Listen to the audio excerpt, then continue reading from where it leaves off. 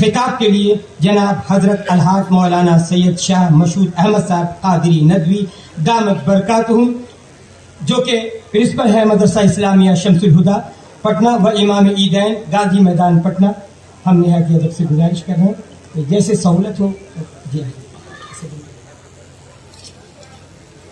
بلاغت جھومتی ہے جن کے انداز تکلم پر، بلاغت جھومتی ہے جن کے انداز تکلم پر، لب اعجاز پر جن کی فصاحت ناز کرتی ہے، لب اعجاز پر جن کی فصاحت ناز کرتی ہے۔ علم و ادب میں جس شخصیت کی بڑی دھوم دھام ہے، علم و ادب میں جس شخصیت کی بڑی دھوم دھام ہے، مہر وفا خلوص کا جو پیش امام ہے، اس شخصیت کا نام ہے حضرت مولانا مشہود احمد صاحب قادری ندوی دامت برکاتہ۔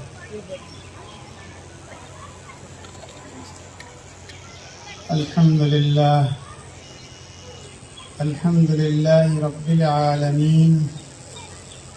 والصلاة والسلام على سيد الأنبياء والمرسلين وعلى آله وأهل بيته وأصحابه أجمعين، أما بعد، قال النبي صلى الله عليه وسلم: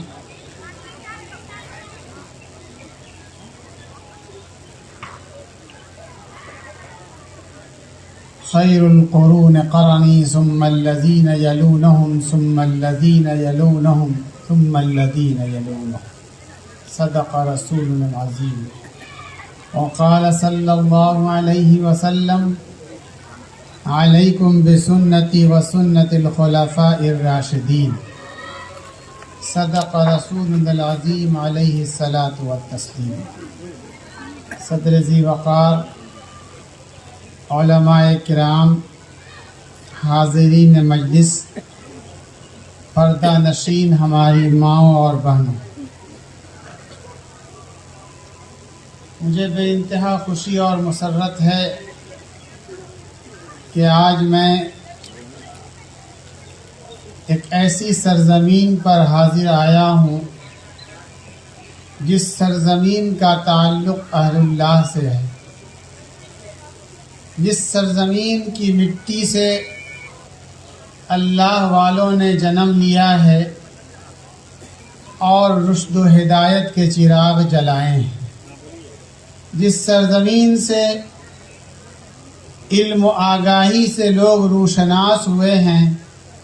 اور جس سرزمین سے قال اللہ و قال الرسول کی آوازیں بلند ہوئی ہیں۔ انسان کہیں بھی جاتا ہے، کچھ بھی کرتا ہے، سب کچھ اس کے نامہ اعمال کے اندر لکھا جاتا ہے، لیکن جب اس کا گزر اللہ والوں کی طرف سے ہوتا ہے، اللہ والوں کی سرزمین کی طرف سے ہوتا ہے، اللہ والوں سے ملاقات کی شکل میں ہوا کرتا ہے، تو اس کے نامہ اعمال کے اندر بھی نیکیاں ثبت کی جاتی ہیں۔ آج کے اجلاس کا انتصاب رسم اجرا کی حیثیت سے ایک ایسی عظیم بزرگ شخصیت کی طرف ہے جن کی للہیت اور تقوی و پرہیزگاری چہار دانگ عالم کے اندر مشہور تھی، جن کے علم اور جن کے علم کو پہنچانے کا انداز دنیا جانتی تھی، اور یہی نہیں بلکہ ہر مکتبہ فکر کے لوگ حضرت مولانا فصیح احمد صاحب نور اللہ مرقدہ کو مانتے تھے، جانتے تھے، چاہتے تھے اور ان سے اعتقاد رکھتے تھے۔ بہت بہتر کام کیا ہمارے بھائی جناب ارشد استھانوی صاحب نے کہ ان کے حالات جمع کروائے، اور اس وقت مبارکباد کے مستحق اگر ارشد استھانوی صاحب ہیں تو ساتھ ساتھ اس کتاب کے مرتب جناب شکیر استھانوی صاحب بھی ہیں، جنہوں نے اللہ کے رسول صلی اللہ علیہ وسلم کی حدیث فَاذْكِرُوا مَحَاسِنَ مَوْتَاكُمْ کے تحت حضرت مولانا فصیح احمد صاحب کی زندگی کے مختلف گوشوں کو عوام تک، علماء تک، مشائخ تک پہنچایا۔ یہ کام صدقہ جاریہ کی شکل میں جانا جاتا ہے، اور یقیناً اس کام کے کرنے والے کو اس کا ثواب حضرت مولانا فصیح احمد نور اللہ مرقدہ کو ملتا رہے گا۔ اللہ رب العزت اس کتاب کے ذریعے لوگوں کو فائدہ اٹھانے کی توفیق عطا فرمائے، اور عوام، علماء اور مشائخ حضرت مولانا فصیح احمد صاحب رحمۃ اللہ علیہ کی حالات زندگی سے واقف ہو کر اپنی زندگی کو بہتر سے بہتر طور پر گزارنے کی کوشش کریں۔ اس اجلاس کا ایک دوسرا عنوان اصلاح معاشرہ ہے۔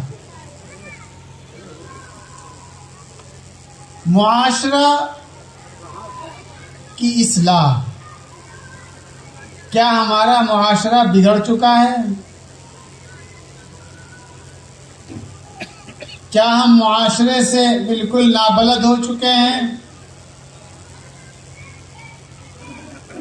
ہم خود اپنا جائزہ لیں کہ ہمارا تعلق کس معاشرے سے ہے۔ ہمارا تعلق اس معاشرے سے ہے جو معاشرہ دین اسلام کا معاشرہ کہلاتا ہے۔ ہمارا تعلق اس جگہ سے ہے جو جگہ مدینۃ الرسول آقا مدنی صلی اللہ علیہ وسلم کی جگہ کہلاتی ہے۔ ہمارا معاملہ اس جگہ سے جہاں سے صحابہ اکرام رضوان اللہ تعالی علیہ مجمعین کا معاملہ ہوا کرتا ہے۔ جب ہم اپنا جائزہ لیں گے تو ہم کو اپنے اندر کمیاں نظر آنی شروع ہو جائیں گی۔ ہم اس معاشرے کے لائق نہیں ہیں جس معاشرے کو اللہ کے رسول نے خیر القرون کہا تھا۔ ہم اس زمانے کے لائق نہیں ہیں جس زمانے کو اللہ کے رسول صلی اللہ علیہ وسلم نے خیر القرون قرنی کہا تھا، لیکن کم از کم ہم نام لینے والے تو اللہ کے رسول کے ہیں، کلمہ پڑھنے والے تو ہیں، نماز و اطاعت کرنے والے تو ہیں، عبادت و ریاضت کرنے والے تو بنے۔ اگر یہ چیز ہم اپنا لیتے ہیں تب ظاہر سی بات ہے ہماری بہتری معاشرے کی بہتری کا سبب بنے گی۔ آج کے دور میں ہر طرح کی برائیاں جنم لے رہی ہیں، گھروں کے بھی حالات بگڑتے چلے جا رہے ہیں، بال بچے بھی بے راہ روی کی طرف جا رہے ہیں، لیکن کیا کبھی ہم نے سوچا کہ اس کی وجہ کیا ہے؟ اللہ کے رسول صلی اللہ علیہ وسلم نے فرمایا، علیکم بسنتی و سنت الخلفاء الراشدین، اے لوگو تمہارے لیے میری سنت ہے اور میرے خلفاء راشدین کی سنتیں ہیں، ان کو اگر تم اپنا کر کے رکھو گے تو کبھی نہ گمراہ ہو سکتے ہو، نہ ذل خوار ہو سکتے ہو۔ میں نے نبی کی سنت کو بھی چھوڑا، خلفاء راشدین کے طریقے کو بھی چھوڑا۔ جب ہماری اولاد بے راہ روی کی طرف نکلنے لگی، جب ہمارے گھر کے اندر دینی ماحول قائم نہ رہا، جب معاشرہ بگڑتا ہوا نظر آیا، تو ہم ہاتھ پہ ہاتھ رکھ کر کے بیٹھے ہوئے اور کف افسوس ملتے ہوئے نظر آ رہے ہیں۔ اگر میں نے نبی کی سنت کے مطابق گھروں کے ماحول کو قائم رکھا ہوتا، اگر میں نے نبی کے سنت کے مطابق زندگی گزاری ہوتی،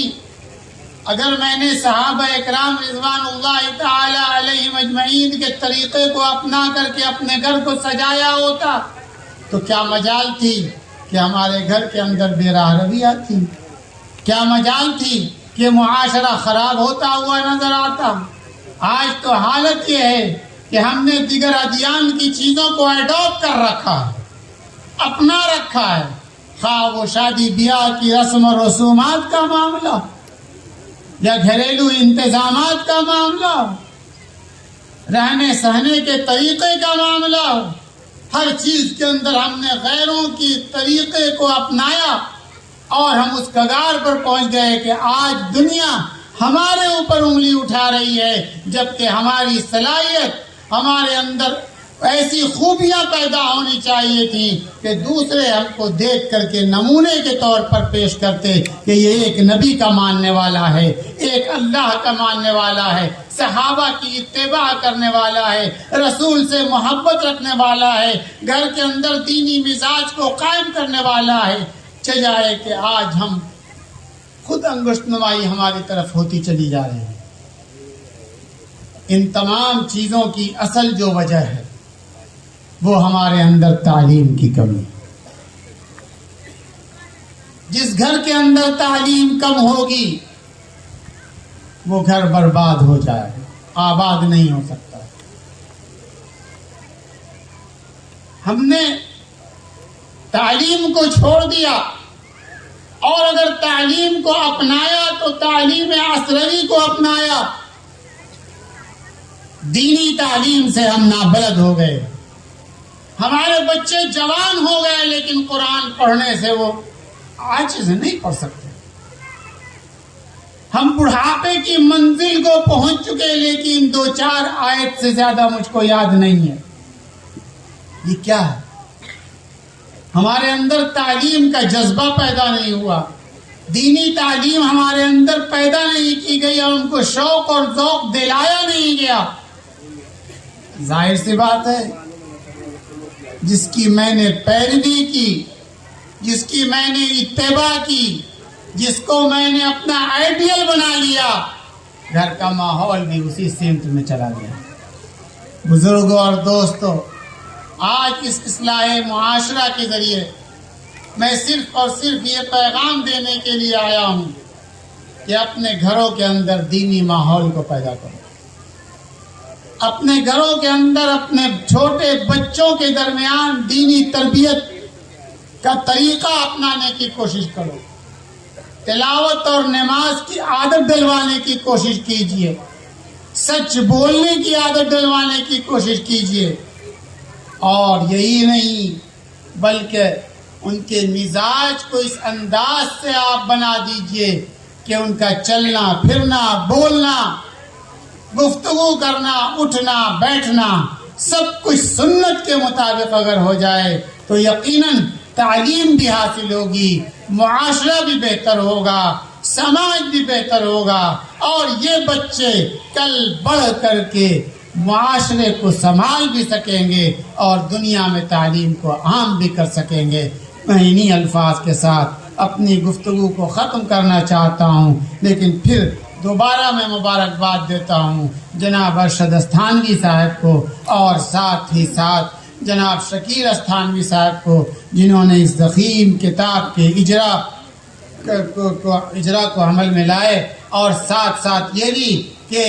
انہوں نے مولانا فصیح احمد صاحب کے پیغام کو عام کرنے کی کوشش کی۔ وآخر دعوانا الحمدللہ رب العالمین۔